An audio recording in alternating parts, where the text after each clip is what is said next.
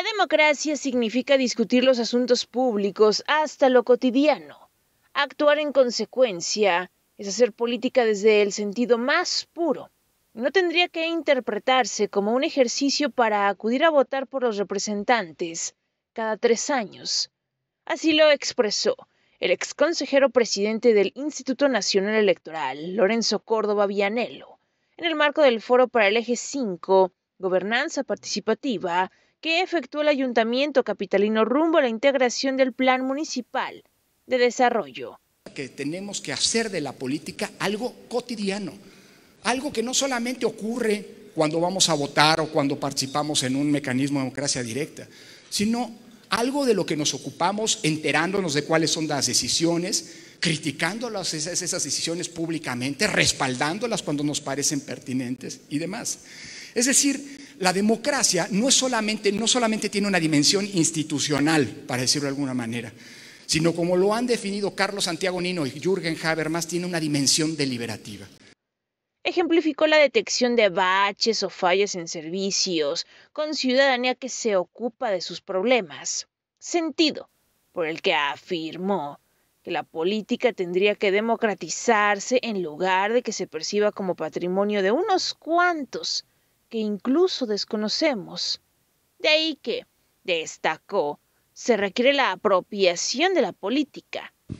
Es decir, esta idea de democracia deliberativa implica que no solamente hay que reducir la democracia a una serie de procedimientos, el voto, la participación en una consulta, etcétera, sino que la misma implica mucha discusión, discutir permanentemente, romper esa idea de nuestras abuelas de que hoy en la mesa no se habla de política. Sí, abuela, en la mesa hay que hablar de política.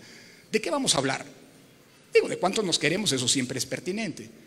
Pero de cómo te fue en la escuela, de si se asaltaron en la esquina o no, de cuáles son los problemas, de si falta la luz en el farol de enfrente, eso es hacer política en el sentido más elemental. Córdoba Vianello, asimismo, se pronunció en favor de la reelección, al sostener que es lo que motiva una primera gestión acertada. La democracia en nuestra vida constitucional, en nuestra vida independiente, ha sido esporádica, por decirlo menos. En 200 años de vida independiente, la verdad la democracia ha sido, digámoslo así, el periodo más extraordinario y no la normalidad. México es un país que tiene una historia autoritaria lamentablemente muy arraigada. El exconsejero presidente del INE advirtió que la realización de una jornada electoral no significa en automático que existe democracia. Recordó que hay casos donde claramente la mayoría no decide, sino una minoría a través del proceso de conversión de votos. Nadie puede escatimar que hoy hay una fuerza política mayoritaria en el país, y hablo no de Inglaterra, sino de nosotros. Nadie puede escatimar que la coalición gobernante tuvo el 55% de los votos para elegir a la Cámara de Diputados. El problema no es ese. El problema de la calidad democrática es que el 55% está actuando como si fuera mayoría calificada. ¿Por qué?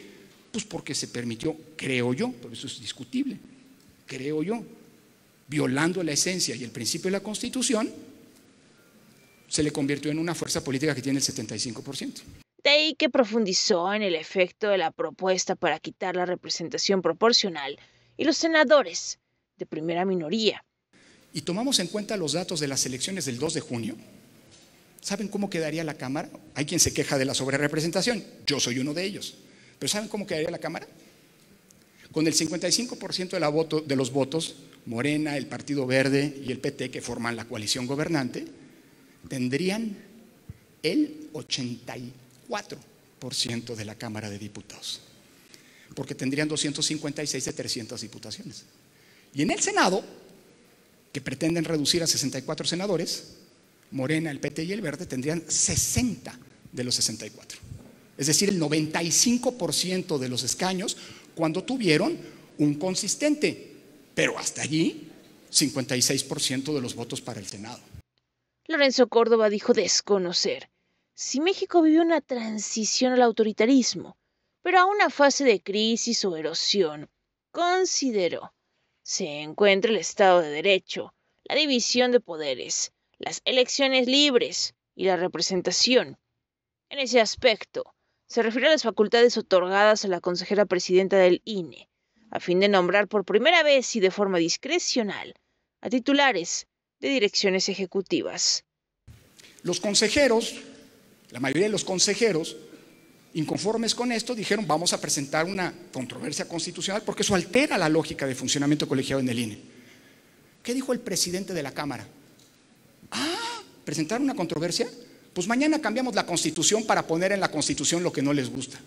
¿De veras así? O sea, ¿la Constitución es hoy lo que yo quiero?